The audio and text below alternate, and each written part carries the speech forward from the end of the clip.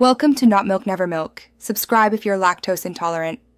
In this video, I will explain how to make yogurt to sell. We will cover the entire process, from selecting the best ingredients to packaging your delicious product for market. You'll learn about the simple yet crucial steps involved, ensuring a high-quality, sellable item. We'll also touch upon important aspects like equipment, sanitation, and basic regulatory considerations. This easy method will help you start your yogurt-making venture with confidence. To begin, you'll need high-quality milk. Whole milk often yields a creamier product. Next, a good starter culture with live active bacteria is crucial for fermentation. Essential equipment includes a large, heavy-bottomed pot for heating, an accurate thermometer, and sterile, food-grade containers for packaging. Remember, thorough sanitation of all your tools and workspace is paramount to prevent contamination and ensure a safe, delicious product for your customers.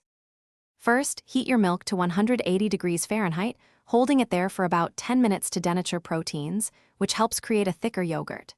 Then, cool the milk to 110 degrees Fahrenheit. This temperature is ideal for the starter culture.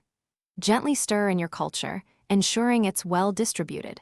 Finally, incubate the mixture at this temperature for 4 to 8 hours, or until it reaches your desired consistency.